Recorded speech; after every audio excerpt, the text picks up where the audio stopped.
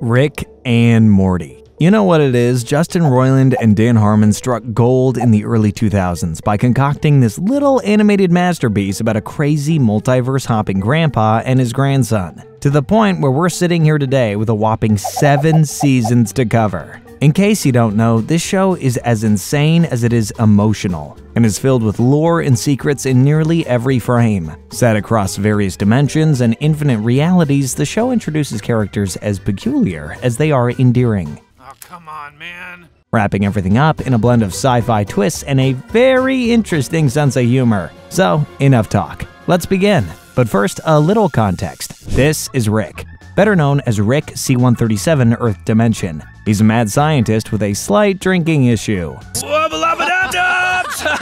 Yeah! He's Beth's father, Morty and Summer's maternal grandfather, and Jerry's father-in-law. Rick has spent his life traveling between dimensions, time, and the universe, making tons of friends and enemies along the way. Morty Smith, Beth and Jerry's son, is an ordinary boy, shy, clumsy, and pretty unlucky when it comes to girls, or really any form of a social life to spice up his life a bit. He frequently joins Rick on his crazy adventures, and thanks to his low intellectual level, Morty becomes the perfect companion. Then we have Beth, Rick's daughter and Jerry's wife. Beth is a very intelligent and responsible person, probably more so than any of her other family members. While she practices as a horse surgeon, her unfulfilled dream was to become a surgeon for humans. As well as that, her married life has more downs than ups, as she's almost always at odds with Jerry. Speak of the devil, here's Jerry Smith. He's pretty useless and easy to manipulate, and that's why Rick hates him. Despite his efforts to improve, Jerry is not taken seriously by the family. But as the series goes on, we may start to see that change. Finally, we have Summer Smith, Morty's older sister. Truthfully, she's just a basic girl, obsessed with being popular. Summer is overly jealous of Morty, due to the fact that Rick spends so much more time with him. Although, on rare occasions, Summer also joins her grandfather's adventures. Now we're all set to start on this journey. So grab your popcorn and let's dive into the adventure. To start, we have episode number 1, Pilot. Rick, who is hammered to the core, enters Morty's room in the middle of the night to tell him that he has a surprise for him. Rick tells Morty that he's created a bomb. You know, to start everything from scratch. Something like a Big Bang 2.0. Morty panics, to which Rick tries to comfort him by telling Morty that first they'll go to find Jessica, his crush, since every atom needs his Eve. But Morty gets furious and forces Rick to land the ship. Morty can't let this world he loves so much get destroyed by his grandpa. That would be soul-shattering. And that's your cold open. Not even 5 minutes in and the world has been threatened. Lovely. The next day, during breakfast, Morty is extremely sleepy, as he didn't rest well after yesterday's adventure. Beth and Jerry are worried about this, especially Jerry, because how will Morty do well in school if he's always tired? Jerry and Rick argue since Rick doesn't see what's the problem. For him, school is just a waste of time. At school, Morty's being bullied by this guy, Frank, when out of nowhere, Rick shows up to freeze him, taking Morty on a mission. Meanwhile, Jerry goes to Beth's work to tell her that they should send his father to a nursing home. Let's be honest, Jerry just wants to get rid of Rick ASAP. Continuing with the duo, Rick opens a portal in the middle of a random alley to a super colorful, oddly shaped world, Dimension 35C. What is this place? It's Dimension 35C. Rick explains to Morty that they need to find the mega seeds from the mega trees to be able to continue with his research, and so they get to searching. After a while, Rick finally finds the mega trees. Rick gives Morty some grappling shoes, so he safely makes his way down where the trees are. But Morty doesn't turn them on and falls, breaking not one, but both of his legs. Rick goes to see if Morty's okay, but Morty is clearly in pain. No worries. Rick opens a portal to another dimension to bring a medicine that makes his broken legs heal instantly. Okay, that's sick. If only he didn't take half a century to look for that medicine. His poor grandson was left writhing in agony until he got back. Morty is collecting the mega seeds when Rick tells him that they have a little problem. His interdimensional portal device has no charge left, which means they will have to return using interdimensional customs. In short, Morty will have to hide the mega seeds. I need you to put them way up inside your butthole, Morty. Well, once in the interdimensional customs, Rick and Morty discover that the insect-like security guards have a new machine that detects stuff all the way up someone's butt. Yeah, they're in big trouble. Rick and Morty run to escape the guards and manage to find a portal. But Rick has to enter the coordinates of their home dimension, so he asks Morty to cover him and hands him a gun. While Morty does the dirty work, Rick manages to enter the code as they escape through the portal, which takes them directly to the school. At school, Rick and Morty meet Principal Vagina, no relation, who is with Jerry and Beth talking about Morty skipping classes. Seeing this, Jerry decides that it's best for Rick to go to the nursing home and prevent this from happening again. As they pack everything up for Rick to move out, Beth tells him that she's very disappointed in him for making her son miss school, knowing that Morty is the last child that needs to be missing classes. Rick doesn't understand what the fuss is about. He knows Morty is smart, and proves it by asking him things like the square root of pi, or the first law of thermodynamics, to which Morty, surprisingly, answers correctly. Rick claims that knowledge is acquired through experiences, and not necessarily in school, the perfect speech that convinces Jerry and Beth to allow Rick to stay. However, Morty's intelligence is only a side effect of the mega seeds dissolving in his butt. Anyway, Rick is happy because they will be able to continue going on more adventures together. Just Rick and Morty. Rick and Morty forever and ever. Rick and Morty forever and forever 100 years. Rick and Morty some things. Next up, let's talk about episode 6, Rick Potion number 9. It's the annual flu season dance at school. Okay, what an original name. Annual flu season. Morty tries to talk to Jessica, but he doesn't succeed. 1, because he's very shy, and 2, because Brad interrupts him by telling Morty that there's no chance that Jessica will notice someone like him. Oof, that's gotta hurt. Back at home, Morty shares his concerns with Jerry, who offers advice using the same strategies he once applied with Beth. But Jerry's interrupted by Rick, who tells Morty not to follow his father's steps if he doesn't want to end up getting a girl pregnant and forcibly marrying her, so that after a few years of his marriage will hang on by a thread. Yeef. Honesty above all, right? Well, Rick continues by stating that love does not exist. It's a chemical reaction. After hearing this, Morty asks Rick if he can make him a potion, to win over Jessica. And after arguing for a while, Rick accepts. Morty's happy. However, he asks Rick if there's any side effects, just to be sure. Luckily, to Rick's knowledge, there shouldn't be any side effects to worry about, unless she has the flu. Uh-oh. Meanwhile, Jerry seeks reassurance from Beth about her love for him, but Beth is too busy to talk with him. At the dance, Morty uses the potion on Jessica, and it works without a problem. Or at least he thought so, because sure enough, she has the flu. The virus causes the potion to spread every time she coughs. Everyone loves Morty now. Rick soon realizes he forgot to mention this to Morty, and goes to check on him, just in time to rescue him from all of his admirers. On the ship, Rick rushes to make another potion to fix everything and spreads it all around, but things don't go well, because everyone transforms into mutant mantises. What a freak show! Suddenly, everyone undergoes a horrific transformation, except Jerry, Beth, and Summer for some unknown reason. Anyway, Rick and Morty go to a safe place to craft a potion again, to make everything go back to normal. Meanwhile, Beth is in trouble, as her assistant David has just turned into a mutant mantis. Luckily for her, Jerry swoops in to save the day. I'm Mr. Crowbar, and this is my friend, who is also a crowbar. How sweet. At least the entire monster transformation thingy seems to have fixed their relationship. Back in the city, Rick and Morty spread the new potion, and it doesn't work. In fact, now everything is worse. Everyone's all Cronenberged.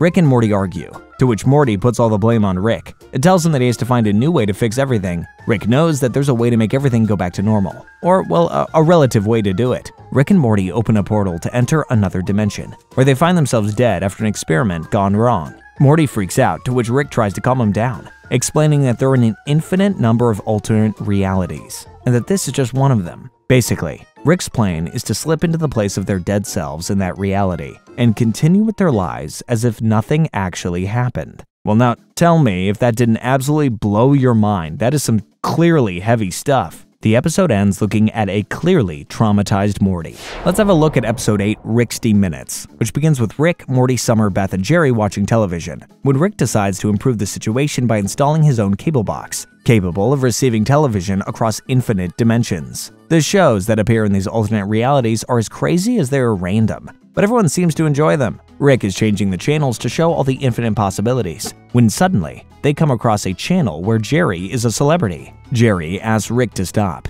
as he wants to see how successful his life is in one of this alternate realities. Rick finds it boring, because he wants to continue watching the other shows. I mean, who wants to narcissistically obsess about their alternate selves? Well, you guessed it. The whole family is more interested in seeing what their lives look like in their alternate realities than continuing to watch more shows. Rick gives them a pair of virtual reality glasses that allows them to continue watching their alternate realities, while he continues watching television with Morty. The first to use the glasses is Jerry, who sees himself enjoying the company of Johnny Depp. On the other hand, Beth sees herself performing surgery on humans and not on horses. And finally, Summer can't see anything. If her parents achieve their dreams, that means that there's a big chance that she was never born. That came out wrong. That came out very wrong.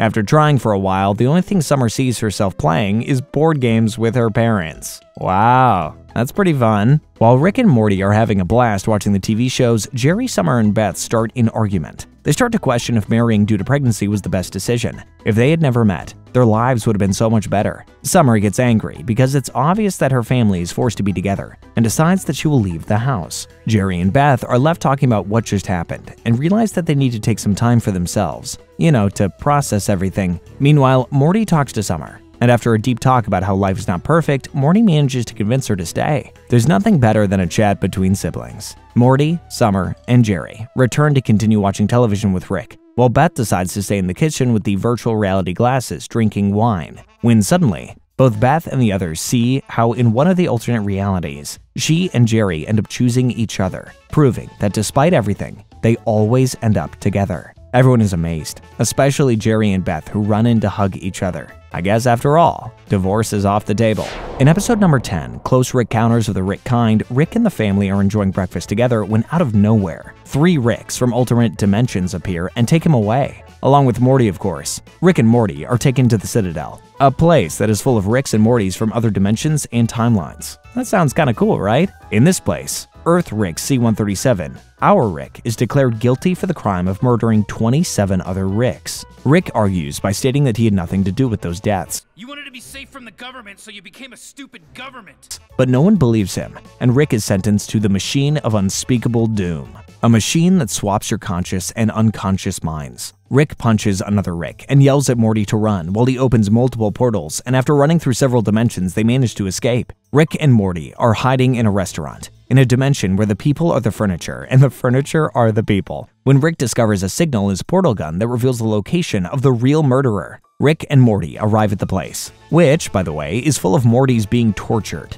That creates a kind of protection that makes it possible to hide from any Rick. Sounds crazy, doesn't it? Okay, let me explain. The Ricks have a distinctive brainwave, and when they're with a Morty, the genius waves get cancelled by their dumb Morty waves. In short, the Mortys act like camouflage to Ricks. Meanwhile, at the Smith house, which by the way is full of Ricks, Jerry finds a Rick who isn't as bad as the others, and they start a friendship. Back at the place where the real killer is, Rick and Morty argue for a while, as Morty finds it horrible that the Ricks only use the Mortys for their own convenience, treating them as if they were worthless. During their dispute, though, the duo are caught by the real murderer, Evil Rick and Evil Morty. Morty is locked up with other Mortys while Rick is tied to a chair. Don't be ridiculous, Morty. Will you stop saying that? Because Evil Rick's plan is to download all the content of his brain and kill him. Once in his cell, Morty notices that the other Mortys have surrendered against the Ricks. Morty decides to give a motivational speech to encourage them to rebel against the Ricks, and it works. This is what I call the beginning of the Morty Revolution. All hail the one true Morty! Morty saves Rick from Evil Rick and calls the other Ricks to tell them that they have found the real killer, who is subsequently killed by the other Mortys.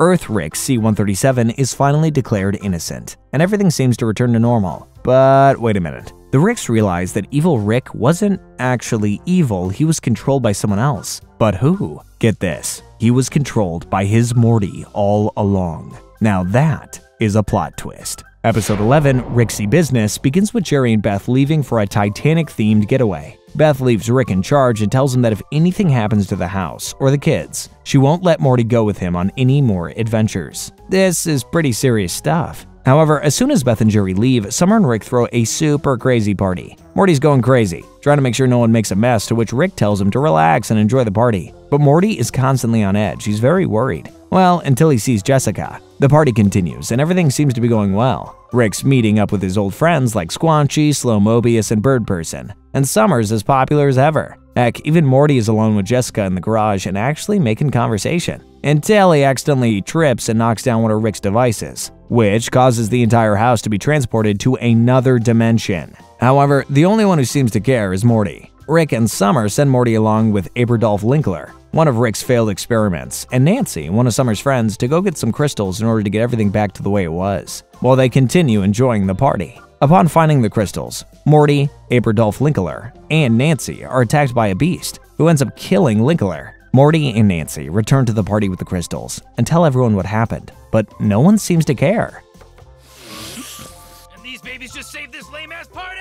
Wubba-lubba-dub-dub! Rick takes the crystals and the party continues. Morty soon realizes that the crystals were never meant to help them return to their dimension and gets angry at Rick, ending the party. What a buzzkill. Meanwhile, Jerry is enjoying his visit to the Titanic, but without Beth, since she doesn't seem to be interested in anything. Until things get weird. Jerry is harassed by a crazy Titanic fan who wants to recreate the scene where Rose and Jack are in the car. You know which scene. But luckily, he's rescued by Beth. Well, I think she really wanted the full experience. Back in their dimension, Bird Person randomly tells Morty that the reason why Rick drinks so much is because he's always in constant pain. After hearing this, Morty knows he can't stop going on more adventures with Rick, so he rushes to tell them that they have to clean the house, since Beth and Jerry are about to arrive. But it's impossible to clean everything in such a short time, so Rick uses one of his inventions to freeze time. With this, Rick, Morty, and Summer have all the time in the world to leave the house spotless, and to enjoy other things too, like spending time together.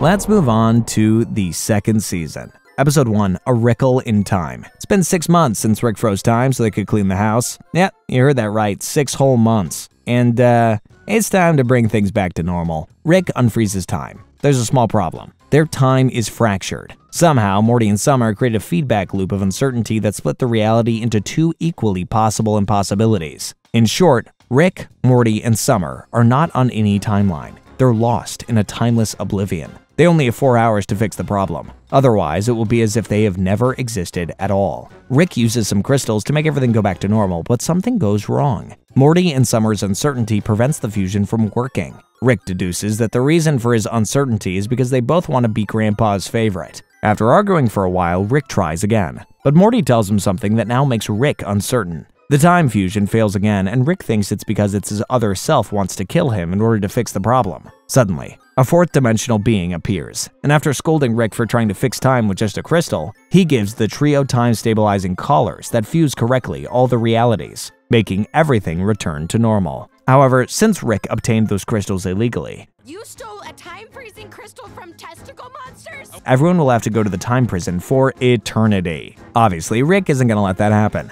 So he fights the being and makes Summer and Morty take off their necklaces, causing reality to split 64 more times. After getting rid of the being, Rick, Morty, and Summer try to put the necklaces back on, as they must return to normal as soon as possible, since time is falling apart. But there's a problem. The collars are broken. That means Rick needs to repair them in each reality for this to work. Once again, they try them, but only Summer manages to return. However, after a distressing moment, Rick and Morty do it too. Whew, that was a close one. Alright, next up is episode 3, Autoerotic Assimilation, which begins with Rick, Morty, and Summer traveling through space when out of nowhere, they receive a distress signal from an alien ship. Rick is obviously heading to the location, even though he knows it will probably be a deadly trap. Upon arrival, they discover that all the ship's crew are alive, but they're asking for help. Apparently, their planet was taken over by some kind of entity that absorbs minds. As the crew tries to explain this to the trio, their minds are also attacked by the entity, who reveals itself to be Unity, an old flame of Rick's. Back on the planet, Unity and Rick talk for a while, to catch up with their lives. Meanwhile, Jerry is in the garage looking for some things when Beth interrupts him, telling him that it's not a good idea to be there, since it's Rick's workspace. Jerry argues with Beth, stating that it's his house and he can do whatever he wants, when they get interrupted by some strange noises coming from a door on the floor. Jerry decides to go down to see what the noise is about, and of course, Beth follows him. Back on the planet, Rick and Unity are having an amazing time together when they're interrupted by Beta 7, an ally of Unity who's trying to pursue more than a professional relationship with Unity. You know what I mean? Oh, Jesus Christ! Beta 7. However, his awkward efforts only make Rick scoff at him, causing him to leave. Meanwhile, Summer finds it unusual that Unity controls an entire planet, so she tries to start a revolution, which doesn't go as expected. Everyone begins to get sick while gaining back their consciousness. Soon, Summer realizes that everyone has gone crazy, and they just started a war. Back on planet Earth, Jerry and Beth argue when they discover a chained alien. Jerry tells Beth that Rick is a monster, while Beth tries to defend his actions as there must be a reason behind it. Summer and Morty are worried about Unity, since clearly something's going wrong with her. She's losing power, and it's all because of Rick. Summer believes their relationship is toxic, and it's better for them not to be together. No, I think Unity's great and you're a horrible influence on it. Meanwhile, Jerry and Beth continue arguing over the alien, when it suddenly breaks free of its chains. It turns out that his name is Blim Blam, and he is a Korblakian, an alien who eats babies and is sick. He's on Earth because Rick was healing him to sell him. However, Blim Blam is done with humans after meeting Jerry and Beth, stating he would never return to this planet because it's full of crazy people with serious marital problems. Back with Rick, Unity decides to leave him, as it's the best for both of them. Rick is sad, but he accepts it. Or at least, he tries to. Alright, episode number 4, Total Recall, begins with the entire family having breakfast with Uncle Steve, Jerry's brother. However, when Rick enters the room, he has no idea who Steve is. The family's surprised by Rick's cluelessness, though. Uncle Steve has been living with them for over a year. Rick knows it's not true, and shoots him in the head. Turns out that Steve is an alien parasite that embeds itself in memories. Rick tells the family that there must be more of them out there, so they will have to get rid of them as quickly as possible before they spread to the outside world. Rick explains that there must be only 6 of them in the house: Rick, Morty, Summer, Jerry, Beth, and of course, Mr. Poopy Butthole. But if for some reason there are 7, well, that means that somebody's not real. However, it's difficult to distinguish who is real and who's not, so no one can trust their memories. Rick tells the family to not flash back to their memories, since that's how they attract parasites. But they can't restrain themselves from bringing back memories. Each time they reminisce, there are more and more parasites in the house. Twinkles, it's past my bedtime. Not in never past bedtime land. After a while, 10 people have filled up the house, but no one remembers who's real and who's not. They're in big trouble. The number continues to increase, and Rick knows that they're gonna have to start cleaning the house of these parasites, as the situation is already getting out of control. The problem is that no one is totally sure who the parasites are, so they all start playing speculating against one another. The only one who tries to do something is Rick, but soon everyone turns against him. Everyone believes that Rick is the parasite. Rick is escorted to the garage, while Morty points a gun at him. But soon, Morty realizes that Rick is real, since parasites can only show pleasant memories. And while Rick and Morty have many bad memories together. Rick and Morty return together to where the others are, armed with weapons, and explain that parasites are those with whom they only share good memories. She's real! She's my bitch of a sister! And the action begins. Let's exterminate parasites! Eventually, all the parasites are destroyed, and the family is able to sit down to have dinner, along with Mr. Poopy Butthole. However, Beth suspects him, so she shoots, and no. Contrary to what you may have thought, Mr. Poopy Butthole was not a parasite. He's a cherished family friend, damn it. Let's have a look at episode 6. The Ricks Must Be Crazy. Rick, Morty, and Summer are leaving the movie theater when they decide to go get some ice cream, but the ship won't turn on. Apparently, there's something wrong with the microverse battery. So Rick and Morty go in to see what happened, while Summer is left in charge of taking care of the ship. Once inside, Morty realizes that it's not just a normal battery. There's a whole planet inside of it. In short, Rick has created an entire planet solely dedicated to producing power for him. Morty soon becomes against this, as he thinks it's essentially slavery. However, Rick tells him that this is how society works. It turns out that Rick tricked the aliens who live in this microverse into being able to obtain electricity through Google boxes. Boxes that work by being constantly stepped on. Coming through, 2 real aliens walking through here. Rick talks to the president of the planet as he believes that they have had problems generating electricity. However, the president is happy to inform him that they have evolved, thanks to the brilliant scientist Zeep Zankflor, who made Google boxes obsolete. It turns out that this scientist has made the same thing as Rick, a miniverse to obtain electricity. Rick is furious because he thinks his invention is unethical. Wow, talk about being a hypocrite. Meanwhile, Summer's not having a very good time. When Rick left, he put the ship in Keep Summer Safe mode. And well, the ship is protecting her, or rather, overprotecting her, since it's killing or hurting anyone who tries to get close. Back in the miniverse, Rick is looking for another scientist to rebel against Zeep. He thinks that if the people in the miniverse stop making energy for the people in the microverse, that will force them to return to the Google boxes, and Ricks will be able to have energy again. Brilliant, isn't it? It's when Rick and Zepp meet Kyle, a miniverse scientist who created something very similar to what Rick and Zepp created, only he calls it by a different name,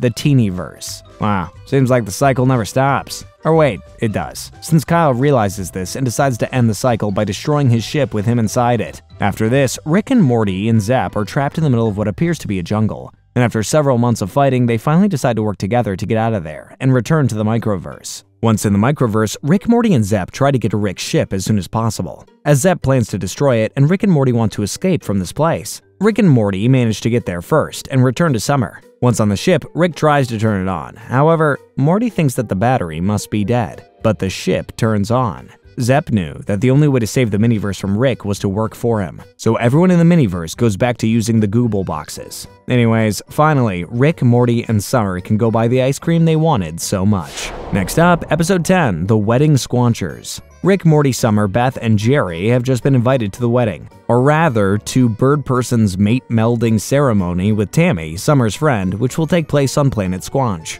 Yeah, apparently they met at that party at the end of Season 1. Good for them. The whole family's happy about the news, except for Rick, who claims that weddings are just funerals with cakes. Who broke this man's heart? At the ceremony, while the family goes to socialize with the other guests, Rick goes straight to the bar. It's more than clear that he doesn't want to be there. Morty tries to talk to him by saying that not everything is as bad as Rick thinks, but he couldn't change Rick's mind. Or maybe he could, since Rick gives a toast for the newlyweds, which impressively turns out very well. However, the happiness doesn't last, as Tammy reveals that she's actually a deep cover agent for the Galactic Federation, which is out searching for a group of wanted criminals, referring to Rick and all the other guests, including Bird Person. Everyone panics, and as chaos breaks out, Tammy kills Bird Person. Rick confronts her because she just killed his best friend. However, Squanchy stops him by telling Rick that it's better to get his family to safety first. Once on the ship, completely out of danger, Rick explains to the family that they won't be able to return home ever, as Earth will be the first place where the Federation will look for him. So instead, Rick suggests finding a new planet to live on.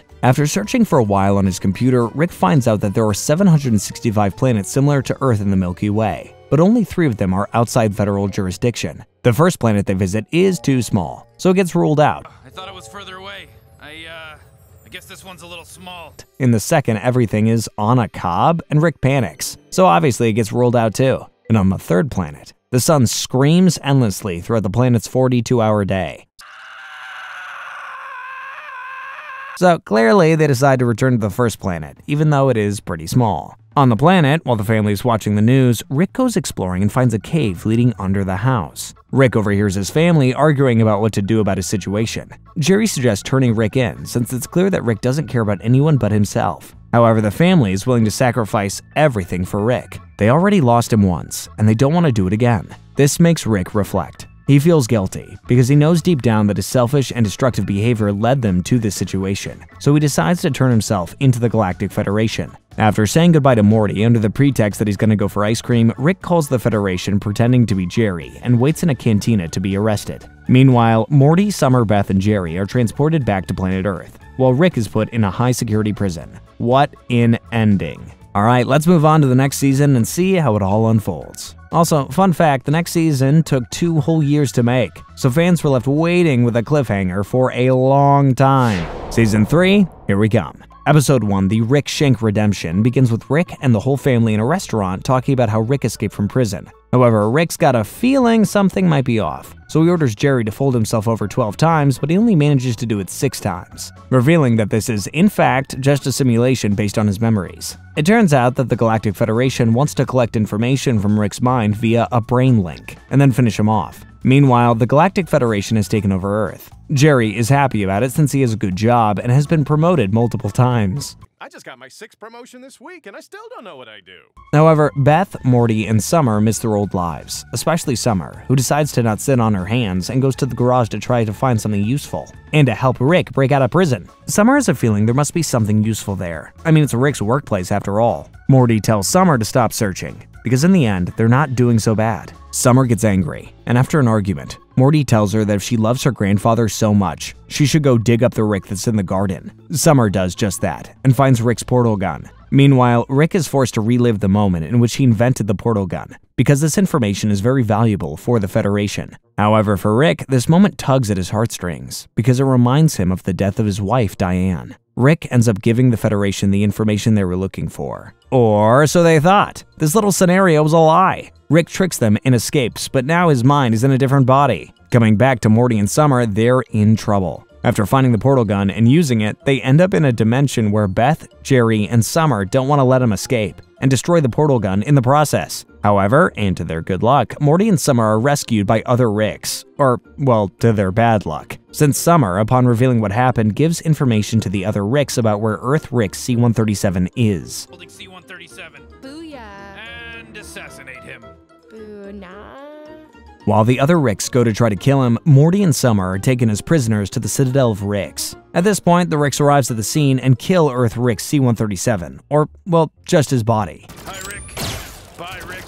Since Rick manages to transfer his consciousness again from his agent insect body to Rick D-99, and after killing them all, Rick starts searching for Morty and Summer. Rick transfers his consciousness again, but this time to the commander-in-chief of the Citadel's militia, managing to enter the Citadel in this way. Once there, Rick teleports the entire Citadel straight to the galactic prison and chaos breaks loose. The Ricks know that somehow Earth Rick C-137 is alive, so they take Summer and Morty hostage. But Rick finds them and saves them. Now the only thing they have to do is leave that place and make everything go back to normal. To do that, Rick only changes the currency of the Federation from 1 to 0, which is enough for the galactic government to collapse, forcing them to leave Earth. Rick, Morty, and Summer return home just as Beth and Jerry are arguing about Rick, as Jerry is fed up with him, while Beth is happy to have him back in her life. In the end, Jerry and Beth can't agree and decide to opt for a divorce. Back in the Galactic Federation, Tammy is up to something. She just brought Bird Person back to life. Then we have Episode 3, Pickle Rick. I'll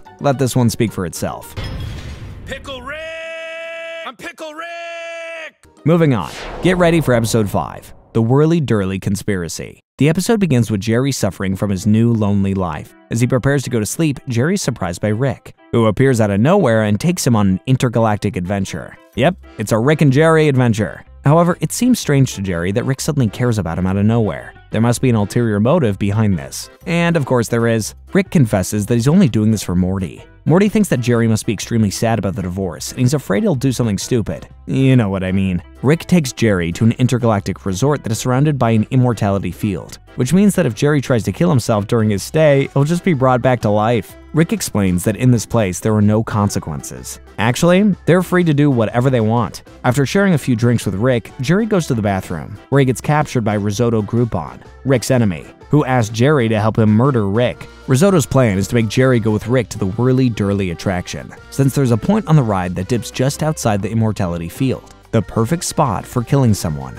Back at the bar, Jerry and Rick have a not-so-good conversation about divorce, to which Jerry gets angry and suggests Rick go to the Whirly-Durly. However, once at the attraction, Rick apologizes to Jerry for everything. For putting a lot of strain in their marriage. This surprises Jerry, and his demeanor shifts. He doesn't want Rick to die anymore. He knows they should get off that ride as soon as possible, however, it's too late for that. The ride's already started. During the ride, Jerry is shot, as Rick notices the killers and fights back. Jerry helps him by telling Rick about the point outside the immortality field. After the fight, Jerry and Rick end up outside the resort, in a nearby jungle, where Rick comforts him. Rick doesn't understand how Jerry knew about that point. However, Rick soon discovers the truth. Jerry, scared of Rick, backs away, right into a sort of worm alien and is slowly eaten alive. Rick refuses to help him, but after a while, Rick takes pity on him and rescues him. Rick takes Jerry to an airfield, intending to bring them closer to home. At the checkpoint to enter the spaceship, a security guard injects Rick with a synaptic dampener that reduces his intelligence to that of a small child, as Rick is considered a possible threat by all the cybernetic augmentations he has. On the ship, Jerry and Rick encounter Risotto again. Jerry knows that he must protect Rick, because after what they injected him with, Rick is very vulnerable. Risotto shoots but misses as Jerry distracts him. However, the bullet damages the ship's shield as the spaceship passes through a wormhole. Suddenly, space, time, and matter combine, making Rick, Jerry, and Risotto experience a journey full of colors, sounds, and super weird crap. Upon leaving this trip, Rick regains consciousness and kills Risotto. Back at home, Jerry feels better about himself thanks to his adventure with Rick. Could definitely say that trip made the two of them tolerate each other a little more. Let's have a look at Episode 9, The ABCs of Beth. After learning on the news that Joseph Lipnip will be executed for eating his son Thomas Lipnip, Beth remembers how she tried to cope with Tommy's disappearance, imagining that he's gotten lost in the magical realm of Fruipy Land, her make-believe world. Beth knows it might seem silly, but visiting Fruipy Land was her way of dealing with trauma. Rick, however, is offended because this place actually exists. He created Fruipy Land for her. Realizing Tommy could be trapped there, Beth decides to venture into Fruipy Land with Rick to uncover the truth. Once inside, Beth confronts Rick by expressing her frustration about spending much of her childhood in that place, rather than having him more involved in her life. Rick justifies himself by saying that he put a lot of effort and time into creating this world for her. He thought of everything. Fruipy Land was literally designed to be a safe place for her. However, while they argue, Rick is captured by a giant bird, losing one of his arms. Yeah, that totally screams safety, doesn't it? Rick knows that something isn't right. He didn't create those types of creatures for this world. After running some tests, Rick discovers traces of human DNA in the bird, indicating that Tommy might indeed be in this place. While discussing the discovery, Rick and Beth are captured by a bunch of creatures who take them before the King of Fruity Land. As if I can interrupt, we're way ahead of the reveal here. Yeah, just take us to King Tommy. Tommy. However, Tommy doesn't recognize Beth, as he believes they're visitors. Excited about their visit, Tommy uses a play to narrate how he has survived all this time. After Beth abandoned him, or that's what Tommy thinks, he reproduced with the local creatures so he could eat them. In short, Tommy created his own cycle of incest and cannibalism. Following the play, Tommy decides to give a live demonstration, but Rick finds it unpleasant and decides to leave the place, taking Beth with him. Back at the house, Beth and Rick argue. Beth knows they have to go back to rescue Tommy, but Rick isn't going to do it. Rick is fed up with that place and confesses that he only created it because when she was a little girl, Beth was a crazy, scary kid who asked him for all kinds of crazy toys. Rick literally created Fruityland to protect others from her. Beth tries to justify herself by blaming Rick. All she wanted was to spend more time with her father. Anyway, Beth re-enters Fruityland to rescue Tommy, but after refusing to apologize for what happened, Tommy sends his children to capture her, which causes Beth to lose her sanity and kill everyone. Beth returns with some of Tommy's DNA and asks Rick to create a clone of him to save Tommy's father from lethal injection. After what happened, Beth reflects on life, and after a deep talk with Rick, she realizes that she doesn't know who she is and what she really wants for her life. Rick suggests Beth two options. She can either leave her family to explore the universe and find herself, with Rick creating a clone to take her place, or she can stay with her family and strive for happiness within the life she's chosen. Indeed, Beth's decision remains a mystery, one that we'll have to wait to uncover in future episodes. Next up is episode 10, the Rick and Morty date. When an unknown monster attacks a White House employee, Rick and Morty are called by the President of the United States to help with the problem.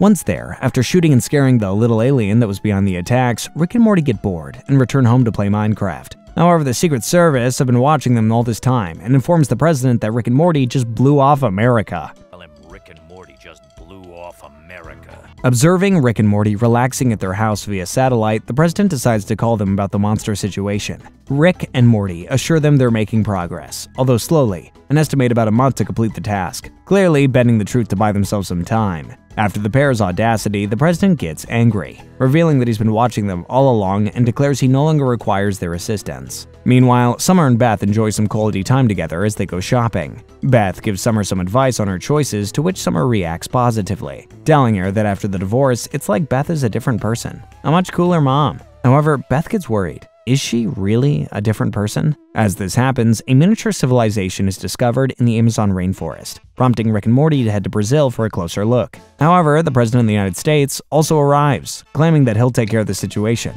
When Rick and Morty protest against him, arguing that he obviously doesn't have what it takes to deal with this threat, the president becomes angry and arrests them. However, once the president tries talking to the civilization, Rick and Morty escape. Back at home, Beth has an existential crisis. She still doesn't know if she's her clone or not, and calls Rick to confirm it. Rick assures her that she's not the clone, that it would have killed her if so. However, this only increases her paranoia. After Rick and Morty resolve the issue with the miniature civilization and other American conflicts, the president gets furious, declaring war on them. It's more than clear that he's had enough of the pair. However, Rick is ready to give up for good. Of course, under one condition, that the president takes a selfie with Morty, despite Morty's lack of interest. When the president refuses to do so, Rick indirectly kills most of the guards who are protecting him, creating chaos. Meanwhile, Beth goes to Jerry for help with her existential crisis, knowing that he understands her like no one else does. Jerry decides to recreate in detail what their first kiss was like, which not only makes Beth feel better, but also helps her realize that she truly loves him.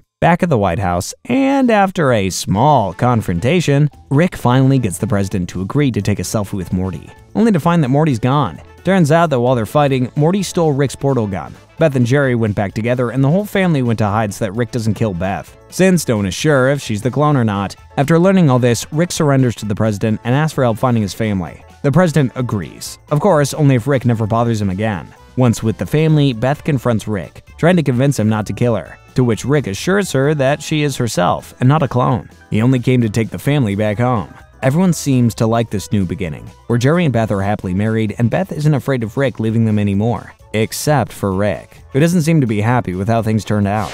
Let's roll into Season 4 with episode number 1, Edge of Tomorty, Rick Die Rick Pete. Rick takes Morty on an adventure again, but this time to get death crystals. Though contrary to what you'd think, the death crystals aren't used for killing. The death crystals allow their possessor to see their possible deaths. Crazy, right? Morty secretly decides to stay with a crystal to be able to always obtain the best future results, which in this case is to die of old age next to Jessica. Morty follows his instincts and asks Rick if he can drive this time, to which Rick agrees. However, Rick soon realizes that Morty is a crystal, and they begin to argue. Monster, I thought you were masturbating! Morty loses control of the ship and crashes, sending Rick flying straight to his death. Whoop, wasn't ready for that one. After this, a hologram of Rick appears and explains to Morty what he has to do in order to bring him back, but Morty prefers to be guided by the crystal. Seeing that bringing Rick back interrupts his dream of dying with Jessica, Morty decides not to. The best grandson ever. Though to be fair, Rick is kind of a douche. Meanwhile, Rick is reborn in another reality due to Operation Phoenix, a plan B that he had saved precisely for moments like this. The unfortunate part is that Rick was revived in a reality ruled by extreme fascism. In his attempt to eliminate the extremist Morty of that reality, Rick ends up dying again, restarting the loop. Rick is reborn again, but this time as a shrimp. And yeah, you guessed it, in this reality, extreme fascism also ruled and Rick died again. As this happens, Morty has problems at school. He's so focused on being guided by the crystal that he makes one of the bullies literally want to kill him. Morty asks Rick's hologram for help, ensuring that if he helps him, he'll follow his instructions step by step to bring him back. Fair enough, I guess, or maybe not, because Morty decides to follow the crystal instead. The crystal literally makes Morty a slave. His obsession with Jessica is insane. Coming back to Rick. He's finally reborn in a reality where fascism doesn't rule, and manages to return home only to find the disaster that Morty has caused. Rick, along with Hologram Rick and Wasp Rick, who helped him return home, go in search of Morty. The trio locate Morty in the middle of a desert, undergoing a transformation into a Venom-style monster. However, the Ricks manage to take the crystal away from Morty, rescuing him. Back at home, Morty apologizes to Rick, and after making amends, the duo is ready to go on more crazy adventures. Moving on to episode 2, The Old Man in the Seat. During breakfast, Rick runs out of syrup, so he calls his new intern named Gluty to bring him more. Gluty is a kinda cute alien who has the phrase, "Do not develop my app," tattooed on his forehead. Rick explains that the reason behind this is precisely so that Jerry doesn't do it. Done with breakfast, Rick decides to go for a solo adventure, to which Summer embarrasses him by saying that Rick is actually going to poop and jokes about Rick being a shy pooper, who even has a secret pooping place. Jerry jokes that unlike Rick, he's not a shy pooper, and announces to the whole family that he's going to the bathroom. After pooping, Jerry sees Gluty, and after the slightest encouragement, falls and agrees to develop the app, despite not having any idea what it's about. Meanwhile, Rick lands on his secret pooping place, a planet with a breathtaking view where the sky is full of northern lights and stars. There is a sparkling stream, nature is full of crystals, and everything feels so calm. Imagine having those views when you gotta go. Now that's living the dream.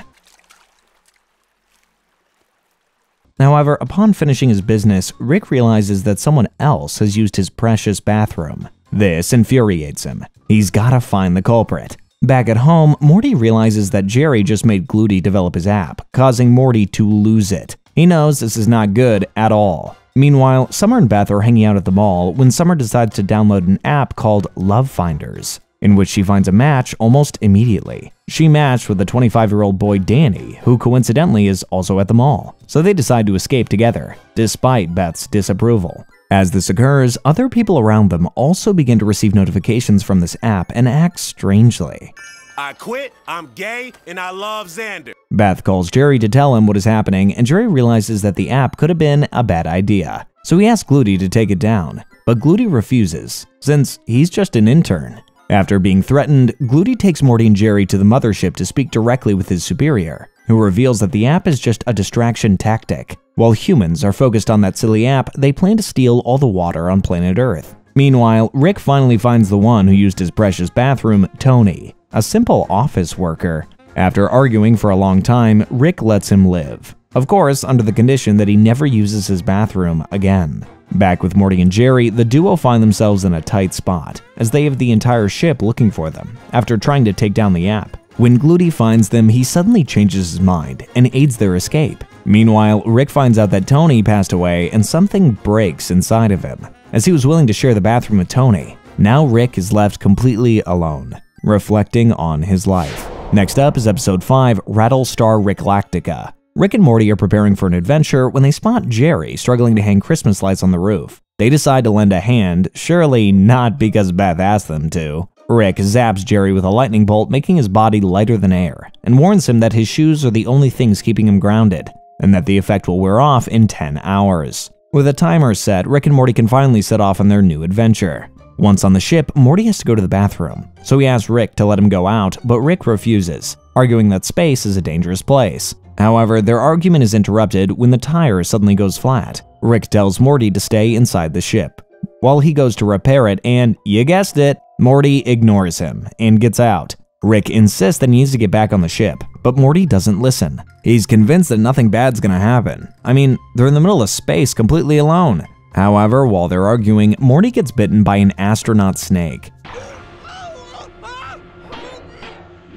And even though Morty kills it, he knows the wound is serious. Morty is on the verge of death. Nah, I'm just kidding. Rick has everything under control. He obviously has an antidote to the poison. It's Rick after all. What do you expect? Even though Morty recovers almost immediately, he feels bad because he finds out that the snake comes from a totally advanced civilization, which probably kept all their hopes in that astronaut snake that is now dead. However, Rick tells him not to take it so hard. Back at home, Morty heads to a pet store and purchases a new snake, to replace the other one, and returns it to the planet where the astronaut snake was from. However, the other snakes soon discover that the snake that returned from the mission is an imposter. Meanwhile, Rick, Morty, and Summer are playing a board game when Beth asks them if they've seen Jerry, to which Rick replies that there's nothing to worry about, that he's probably floating around and will be back soon. However, Beth suspects that Jerry might be in trouble, so she joins Rick in the search for him. Beth calls Jerry, asking where he is, wanting to go look for him, but Jerry tells her not to worry. Rick paralyzes Beth and takes the opportunity to talk to Jerry alone, offering him his help, to which Jerry rejects, claiming that he can do it alone. Okay, someone's got an ego through the roof, literally. Meanwhile, Morty is having a nice time alone in his room when out of nowhere 2 snakes appear trying to kill him. Luckily for him, Rick arrives with Beth, and together they rescue Morty. However, not without giving him an earful for sending a random snake to pose as the astronaut snake.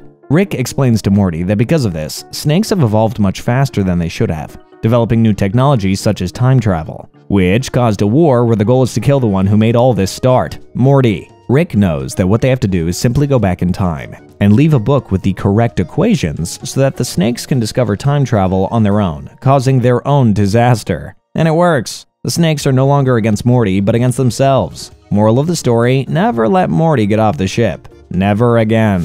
The Vat of Acid episode begins with Rick and Morty in an acid factory, where the plan is to exchange some crystals. Rick assures Morty that it's something very simple, but if things go wrong for any reason, Morty will need to jump into the same vat of acid as him.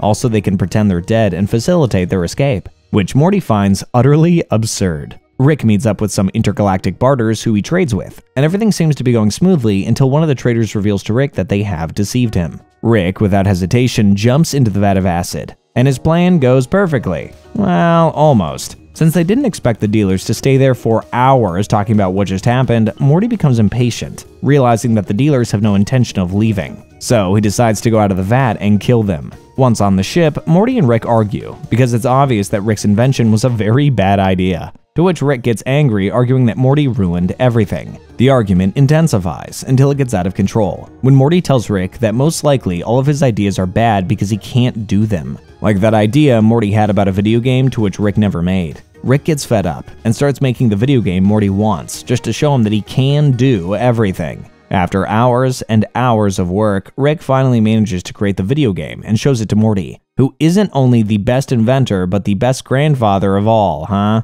Morty's extremely happy and obviously puts it to the test. Literally, with this video game, he can do whatever he wants, and if something goes wrong, he just needs to go back to the checkpoint and restart. I think I'm gonna like this thing. Weeks go by, and Morty sure is having fun, but he stops using the device just as he begins a relationship with a girl. Morty is enjoying the relationship, and despite the ups and downs, everything seems to be going well. However, Morty's happiness is short-lived when Jerry accidentally resets the device, sending Morty back to the starting point. which is just when he met his girlfriend. Morty does everything possible to get her back but fails and enters a deep state of reflection, where life without consequences is not good. However, Rick tells him that there were consequences after all. Every time Morty experienced do-overs in reality, he was essentially repeating the same actions countless times, but in different dimensions, making the Mortys of the other realities suffer the consequences. Morty panics, instantly regretting his actions, so he asks Rick for help to solve everything. Rick tells him that there's nothing to solve. The only thing he can do is return to his reality and face the consequences. Morty agrees, and Rick sends him back to his reality where all the people he bothered are waiting for him outside the house. Morty, embarrassed and scared, doesn't know what to do. So Rick tells him that the only solution is to jump into the vat of acid and fake his death. Now who's having second thoughts about this idea, huh? Morty swallows his ego and dives in, making everyone leave. As Morty steps out, Rick reassures him that his ideas are always solid, and that Morty can never make fun of him again. Clearly, this whole thing was just a trick by Rick to teach him a lesson. But something heartbreaking that only the audience can see is that the girl that Morty had met runs out to try to talk to him just before he steps into the vat of acid.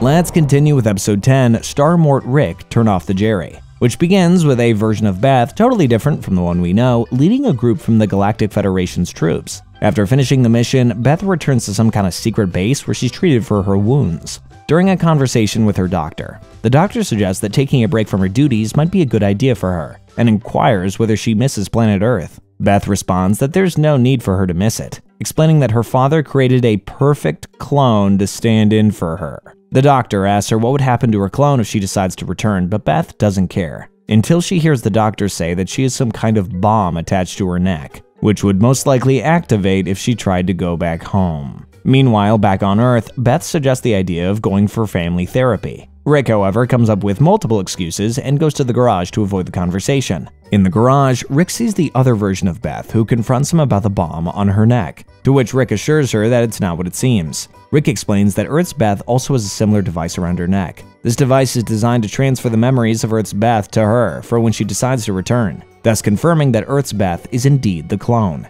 This explanation calms Space Beth, after which Rick invites her to go for a drink. Wanna grab a drink? All the time. Good girl.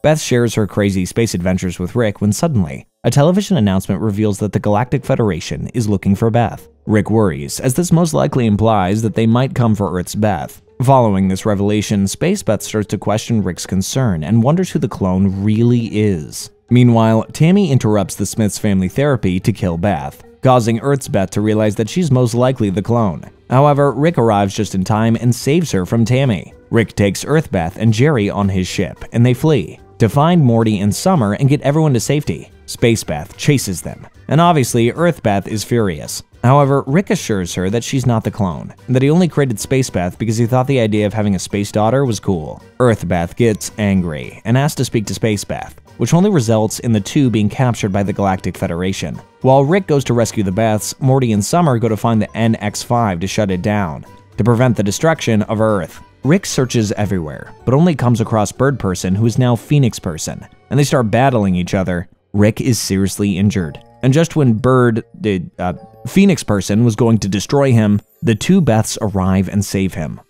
Well, they try, since Phoenix Person is really powerful. In the end, the trio end up saved by Jerry, who uses the lifeless body of Tammy as a distraction. Well, that was close. Back at home, Rick is prepared to reveal which of the two Beths is the clone, but no one cares. Regardless, Rick puts the memory into a projector and watches the memory, only to find out that he's not sure who the actual clone is, realizing that he indeed is the worst father ever.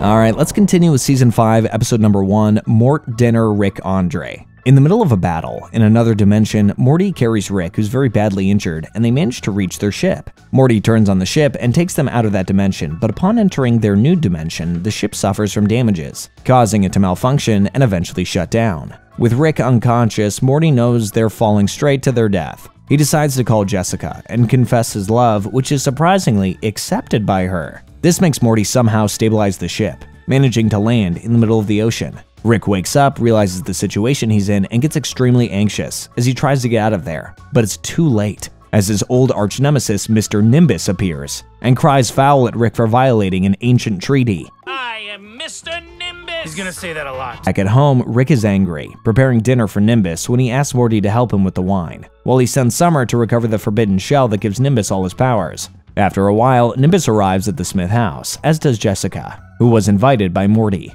At the table, Rick sends Morty to collect the wine, which they previously left inside a Narnia type of portal where time progresses more rapidly, allowing the wine to age faster. Once inside the Narnia dimension, Morty encounters a couple who kept the wine safe for a few decades. Hoovy, the guy from that dimension, helps Morty to take the wine back, while giving him love advice for his date with Jessica. However, once Hoovy goes back, he finds out that he's been gone for decades, and is murdered by his son, who blames Hoovy for abandoning him. Morty gives Nimbus a bottle of wine, and keeps the other one to use with Jessica. However, Nimbus asks for more, meaning that Morty needs to return to the Narnia dimension to bring more. Upon returning, Morty realizes that Hoovy is no longer there, but instead someone who's out for Morty's blood. Morty soon realizes that time inside that dimension indeed goes faster, and without knowing, he's made tons of enemies, going from generation to generation due to Hoovy's son. However, Morty manages to return with some more wine, but accidentally breaks it when he bumps into Jerry. The wine. Dad was horny and I dropped it. Knowing that he needs to go back, Morty decides to prepare himself and enters with weapons, knowing he's got a whole lot of enemies on the other side. Morty manages to get the wine again, but this time he accidentally leaves behind one of his portal opening gloves. This leads the civilization inside the portal to spend years preparing to enter Morty's dimension and gain revenge. As Rick is about to ask Morty to witness him signing a treaty with Nimbus, the portal opens and a traveler steps out. Morty fights for his life, and just when everything seems to calm down, Jessica gets pulled into the portal, which then closes with her inside. Morty enters to save her, but somehow, it seems like Jessica isn't there, and the dimension has returned to its point of origin. Actually, nope, it was all a trap. Morty just fell right into it. Meanwhile, Nimbus and Rick argue, since all that chaos just destroyed their treaty. Rick enters the Narnia dimension to rescue Morty and Jessica, only to realize that it's a completely advanced civilization. God, why does everyone go cyberpunk bird? So fucking hacked. Luckily, they're rescued by Nimbus. Once home, Jessica tells Morty that they can only be friends, because after spending decades locked in that dimension, Jessica has become a kind of time god. On the other hand, Rick and Mr. Nimbus have started to get along. Well, until Summer returns with the shell and completely ruins the relationship once again. Coming up, Episode 8, Rickternal Friendshine of the Spotless Mort. Rick is left alone at home, as he doesn't want to accompany the family on a cruise trip, stating that he's got a lot of things to do. However, once he's alone, Rick goes to the garage and activates the best friend rejuvenation sequence, which brings his cybernetic half-dead friend Bird Person out of the place in which Rick kept him after their fight. Rick removes all of his cybernetic parts and tries to bring him back to life. But Bird Person only wakes up for a second and passes out again. Rick asks the computer to detect the problem, discovering that there's a missing object in Bird Person's mind, to which Rick decides to enter his friend's mind and fix it. Once inside, Rick goes through his friend's memories and comes across a memory of his younger self who wants to help him. However, Rick prefers to go alone. After wandering through the mind of his friend, Rick finally finds him, observing a memory of himself with Tammy. Rick tells him that they have to get out, so that they can get out of the coma he's in, but Bird Person doesn't want to, and creates a distraction in an attempt to escape. Rick meets his memory again, and despite not wanting his help, he finally accepts, and together they go in search of Bird Person. The Ricks track down Bird Person to a large red crystalline tree, only to find that Bird Person wants to destroy his own mind. The Ricks have little time, as Bird Person's just blown up his own mind. After going through even more memories, the Ricks finally find Bird Person in one of his and Tammy's most precious memories. Rick tries to persuade him to return with him, but Bird Person doesn't want to, stating that he died on his wedding day, that he would rather die with the person he loves, Tammy. Rick finds this ridiculous and reminds him that Tammy was the one who killed him, but Bird Person doesn't seem to care. However, Rick manages to convince Bird Person after telling him that he has a daughter with Tammy who's waiting for him. It manages to bring him back. Mission accomplished. Let's dive into Episode 9, Forgetting Rick Mortshell. Man, these titles are so good. Morty jumps from dimension to dimension, cleaning up the mess that Rick has left in each one of them. Once finished with his list, Morty returns to the garage to return Rick's portal gun, but as he does so, he realizes that Rick has marked a notch on the container that stores the portal fluid. So Morty mixes some lemon soda with the remaining fluid to pretend that no one has used it. However, when doing so, Morty accidentally spills the remaining portal fluid on his palm, which creates a small portal from which a bunch of garbage comes out. There's a person on the other side. Now Morty can literally talk to the hand. You know, like the phrase, talk to the hand. Alright, whatever. I feel I had the ultimate stash hole, and now I got a kid in my thigh. Rick enters the garage and obviously notices that Morty put lemon soda in his portal gun. After scolding him, Rick decides to replace Morty with 2 crows. Jeez, that escalated quickly and strangely. Morty goes to the bathroom to cry and talk to his hand, who advises him to move on from Rick. Meanwhile, Rick manages to get the two crows and trains them to be better helpers than Morty. This makes Morty even more angry, so he decides to go find Nick, the person behind the portal, to hang out with him. However, Morty soon realizes that Nick is locked up in a mental asylum, which makes him question how he met Rick and why he's in that place. Nick confesses to Morty that he met Rick while leaving a bar, and that he ended up in the mental asylum because of a breakdown he had after Rick had thrown him to Australia, just for spilling some of his portal fluid. After hearing this, Morty decides to go get Nick from the asylum to free him, stating they both need a fresh start after what Rick did to them. Outside the asylum, Nick convinces Morty to go to Rick's garage, steal a portal gun, and destroy everything, to which Morty agrees. Did I give you a dap yet? Look at us. We got out. After this, Nick and Morty go to Rick's portal fluid supplier, but things turn violent very quickly when Nick pulls out a gun. Morty tries to stop Nick from hurting people and then quickly leaves him behind, regretting everything and calling Rick to apologize and ask for help. And I mean, he does need it since Nick is going crazy. However, Rick is busy rescuing his kidnapped crows. Anyway, Morty manages to get out of the situation alive and returns to Rick, hoping to fix things between the two and continue enjoying more adventures. However, Rick doesn't think the same way. He tells Morty that their relationship has become very toxic and that they should go their separate ways, even if it's just for a while. Rick gives Morty his own portal gun, so he can go on his own adventures and leave, along with the crows. Yeah, things are gonna be different from now on. No more Rick and Morty adventures. Wow. Alright, next episode, episode 10. Rick, Mirai, Jack. Rick is completely immersed in his adventures as Rick and two crows, even evolving into a Raven Avenger. You know, a kind of crow-themed hero trying to save the world. In one of his battles, Rick meets Morty, who's desperate to make Rick go back to his old self and go on more adventures. But everything becomes very awkward when Rick refuses. Rick continues with his own adventures until he's interrupted again by Morty, only this time by a Morty who's 40 years old. He claims that Rick has been gone for way too long. So long that Jerry died of stage 4 cancer and Summer's a nurse who's gotten married to a junkie. He asks Rick to return, to which Rick refuses again. However, Rick soon changes his mind upon learning that his two crows are not loyal to him and decides to return to Morty. Back at home, Rick discovers that Morty lied. Jerry's still alive and Summer never married. Morty only used an aging serum to kind of emotionally blackmail Rick a little. Beth asks Rick to return Morty to being 14 years old again, but to do that, the duo has to go back to where Morty brought the serum, to the Citadel. Once there, Rick notices that the Citadel has changed a lot, since there are many more Mortys than Ricks. Rick and Morty find someone who can help them, and they manage to return Morty to his original age. Rick is discussing the price to rejuvenate Morty, but is interrupted by a deformed Morty standing outside the store, screaming madly that the Citadel is a weapon of mass destruction. But he's soon shot down by the police.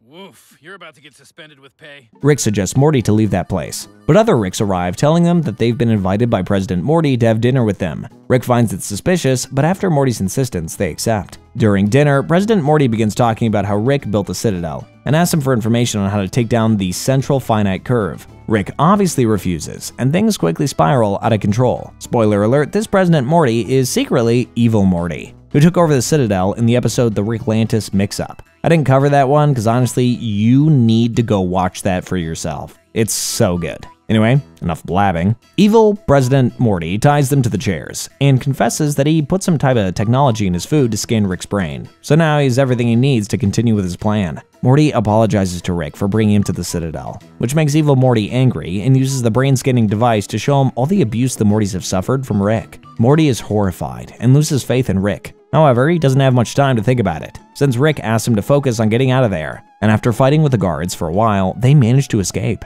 Meanwhile, Evil Morty announces to all the Citadel citizens that nobody leave, everybody stay. Nobody leave, everybody stay. Which only causes most of the Ricks and Mortys to naturally attempt to leave, but when they try to, they're killed, since all the portals have been hacked. As the Citadel falls into chaos, Rick and Morty descend to the bottom, hoping to find uncontaminated portal fluid to be able to return home, but there's none left. Morty asks for explanations about what is the central finite curve, to which Rick promises to explain everything after they escape. Morty is unsatisfied and refuses to go, so Rick gives Morty his brain scanning device to see by himself the reasons behind all of this. Here we go. The Rick Sanchez C-137 origin story. After Rick Prime kills Beth and Diane, Rick decides to create a portal gun on his own and heads off to get revenge, killing any Rick who got in his way. or who he's suspected of being Rick Prime. However, Rick never manages to find that one Rick who killed Diane and Beth, and loses hope, which causes him to fall into depression and alcoholism.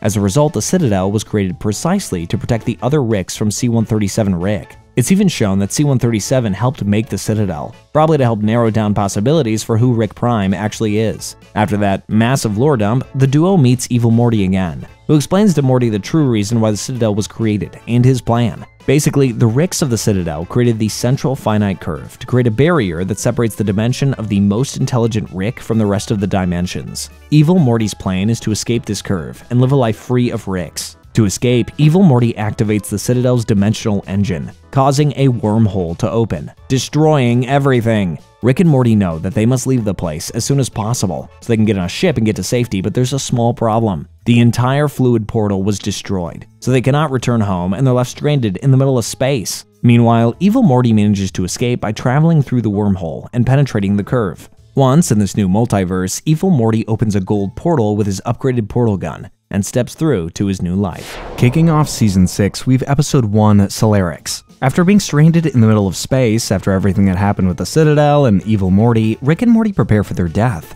because there's nothing they can do to return. They have no food and water left, and little by little they lose faith. Wow, that sounds pretty dramatic, right? Anyway, Space Beth comes to the rescue. Back at home, the first thing Rick does is try to repair his portal gun. Of course, after having eaten something since they're starving. Literally. However, Rick botches the repairs a little bit. Instead of resetting portal travel, he accidentally reset portal travelers, which sends Rick, Morty, and Jerry to their original dimensions. But before this happened, Rick manages to give Summer directions on how to bring them back. Call. Here we go!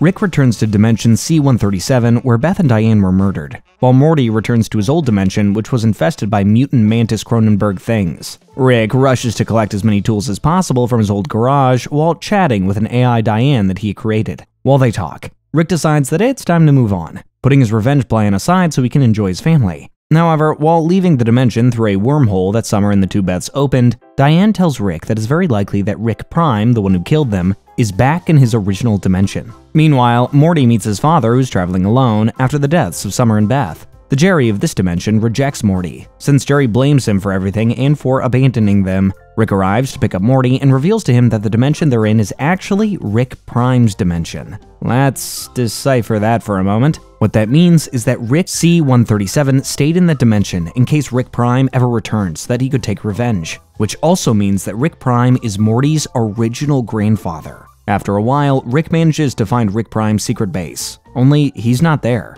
Morty knows it's a trap and convinces Rick to back out. After Rick and Morty meet the others, they all return home together, where they find another Jerry who's just gotten out of the shower. However, this Jerry accidentally lets out an alien parasite named Mr. Frundles, who takes over the entire world in a matter of seconds. I'm Mr. Frundles. I don't care. So, the family's forced to find another dimension to move to. Luckily, Rick manages to find a dimension quite similar to the previous one, where the other Jerry, Summer, Beth, Morty, Space Beth, Beth, and Rick died of natural causes. So it's easy for them to take their places. Finally, things are somewhat normal again, at least for now. Coming up, Episode 3, Bethic Twinstinct. Space Beth is back with the family for Thanksgiving. During her stay, things seem to improve between the Beths after bonding over some wine talk. Eventually, things get interesting between the pair as their casual flirting turns into doing something more, an actual love affair. Is this what it means to love yourself? I sure hope not. I better get back to bed. Yep, same. Summer notices at first, and then Morty, causing them both to become obsessed with playing an ultra-realistic alien video game to avoid thinking about it. You know, it really is a confounding scenario. I mean, your mom is having an affair with herself. I'd drown out the thoughts with games too, to be honest. Rick also notices what's happening and talks to Beth. He gives her advice on what to do since Rick was also in a similar situation in the past. Anyway, he tells Beth that she has to think about the family and how this will affect them, especially to Jerry. Beth begins to have doubts about her affair with Space Beth, knowing that she's doing things wrong. However, Space Beth doesn't want to let her go, so she confesses to Jerry everything that's been going on. Jerry's perplexed and activates the pill bug protocol, which causes him to transform into a pill bug. Rick tells the family that there's nothing he can do. Jerry's the only one who can decide whether or not to leave that state, and if everyone tries to force him, things will get worse. The Beths argue about what to do. When it occurs to Earth's, Beth tasks Rick for help in erasing their memories. However, Rick doesn't really agree because even though they would forget it, others wouldn't. It's kind of selfish, you know? At that, Jerry comes out of his pill bug, declaring that he will not allow them to erase their memories, but that he's still leaving. After arguing for a while, Jerry confesses that he's more upset that the two bets hooked up behind his back rather than the fact that they did it. And eventually, the three of them end up enjoying a night together. You know what I mean? Complaints so far. Because I know what you want. Meanwhile, Rick, Morty, and Summer listen to everything, and you could say that they're somewhat traumatized by the situation. Certainly not something easy to digest. Next up is episode 6, Jurixic Mort. Morty's running late for school, so he asks Rick to help him get out of there on time. Rick decides to use the portal gun he's been repairing, but it's evident that it's not yet safe to use. So Rick decides to give Morty a drive to school. Morty arrives late, and while the teacher scolds him before mysterious spaceships land on Earth. It turns out that dinosaurs are back.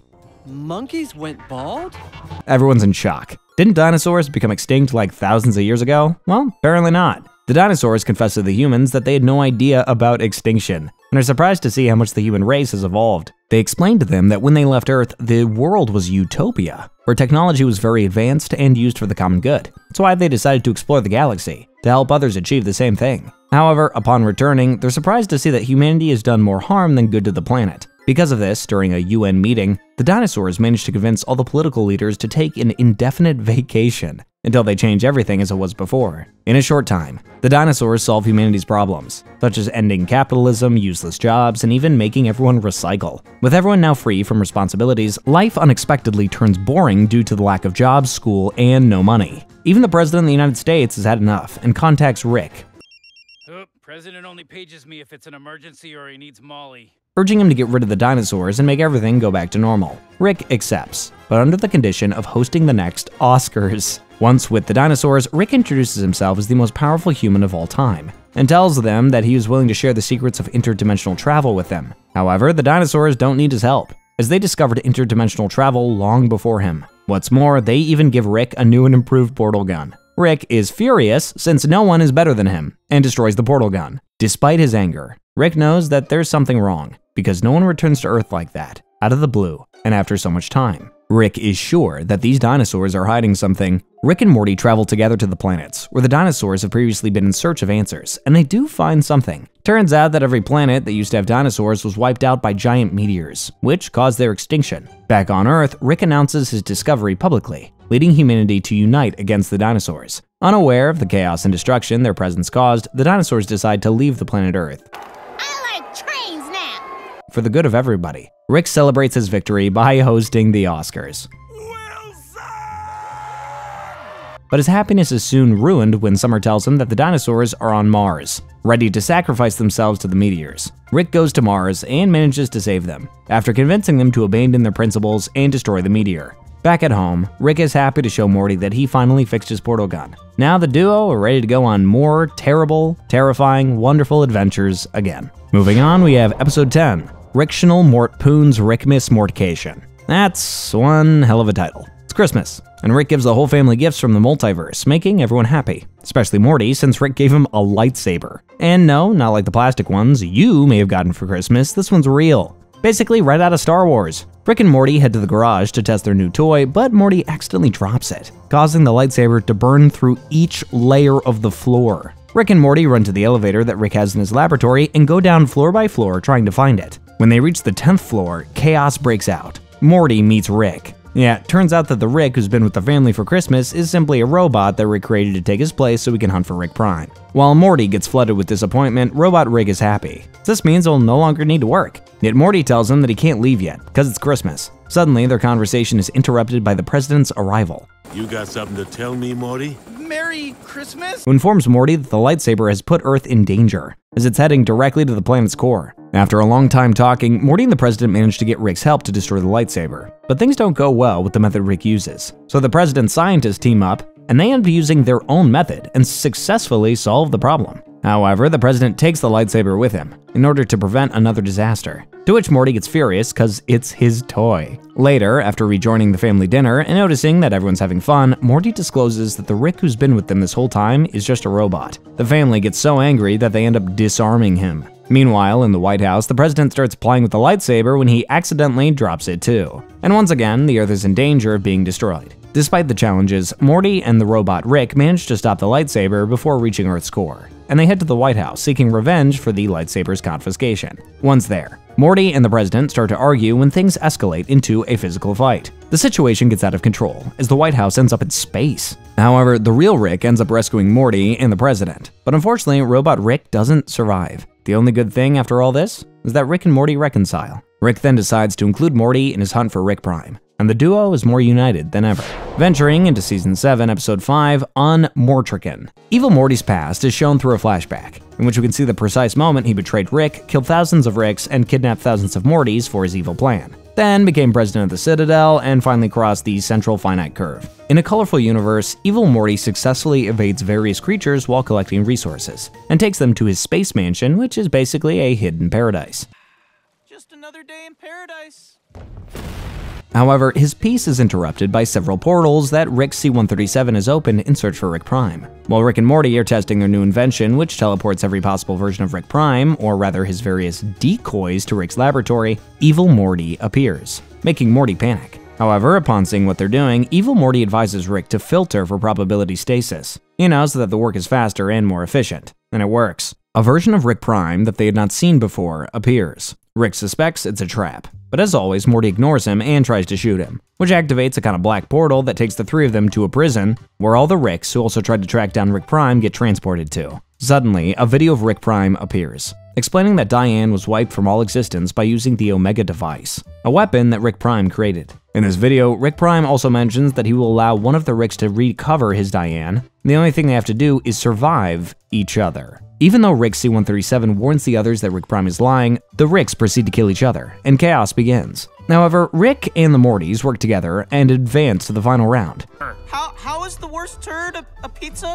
Which is nothing more than another trap. The prison starts to catch fire, but Rick manages to get them to safety by opening a portal that he managed to create by joining his portal gun with Evil Morty's portal gun, and Rick Prime's black portal fluid. Back at the laboratory, Rick uses the black fluid to locate Rick Prime, and bingo, he finds him. Rick decides that he's gonna go kill him by himself and finally get revenge. Evil Morty warns Morty that letting Rick kill Rick Prime will not end well for him emotionally, and convinces him to go after Rick together. Meanwhile, Rick manages to reach Rick Prime's base after avoiding some traps, but gets infuriated when he realizes that the Mortys followed him all the way there. Anyway, Rick Prime appears, and an epic battle begins.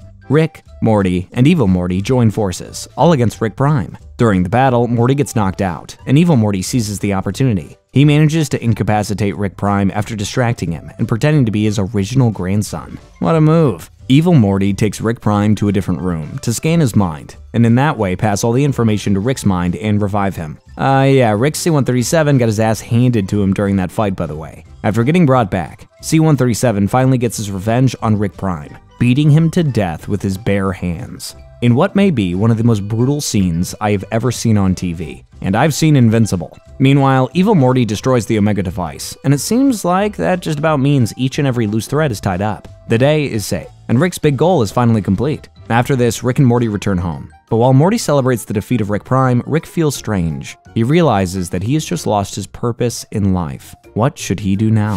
Let's continue with Episode 6, Rick Fending Your Mort. Rick is still depressed after having defeated Rick Prime and losing his purpose. So Morty, in his attempt to cheer him up, decides to use his Morty Adventure cards. These cards allow Morty to choose his own adventure, to which Rick cannot oppose, since he himself sealed them. Rick freaks out to see so many cards, and accuses Morty of having forged his stamps, so he decides to request an audit with the cosmic entity, which observes everything. This cosmic entity, going by the name Observer, shows them clips of their adventures, so that Rick can evaluate them, count them, and determine whether or not they're part of Morty's cards. However, they soon realize that the Observer is showing fake clips to make them fight, so they decide to get rid of him. They pay him what was promised and make him leave, but the Observer sees everything they're up to, so he pretends to leave and then returns to show them more clips. That burrito looks pretty calming. The whole family is annoyed by this, especially Morty, who goes to confront him. However, by accident, Morty causes the Observer to be run over by a truck and dies. Rick and Morty are brought to a court where they're tried for the Observer's death, but somehow Rick manages to trick them, gaining control of their technology.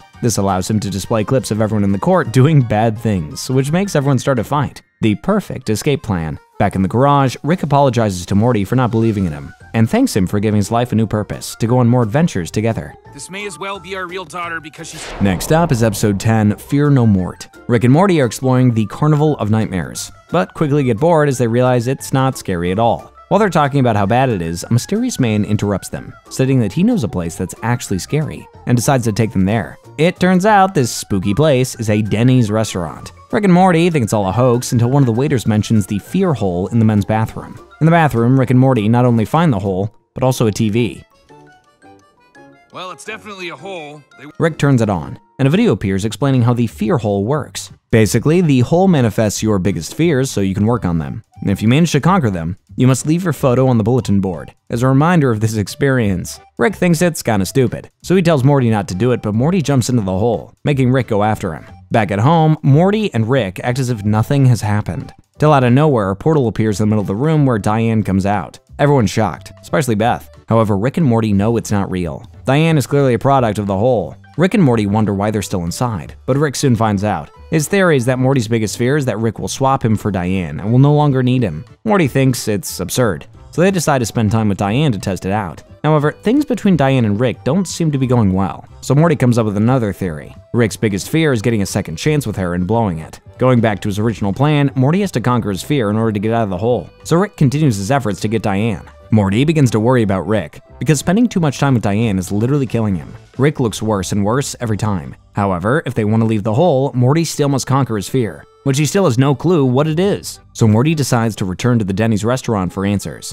His biggest fear is not being accepted. Finally, Morty knows what to do to conquer his fear. Meanwhile, Rick continues to enjoy his time with Diane until he realizes that Morty is conquering his fear. So he goes to confront him, since he doesn't want to leave Diane. However, upon seeing Morty very sick, Rick decides to help him to conquer his fear.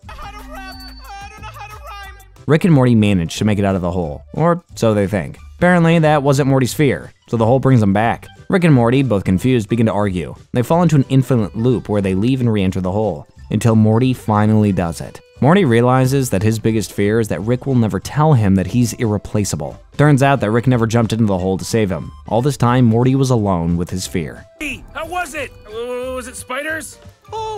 And that is the end of the series up till this point. Wow, what an arc. Everything in regards to Rick Prime was absolutely insane, and I'm impressed the show managed to keep me interested after they killed off such an important character. I hope you enjoyed this recap as much as I did. And if you did, don't forget to like, subscribe, and comment on what your favorite parts of the show were. Thanks for watching, and we'll see you next time. See ya!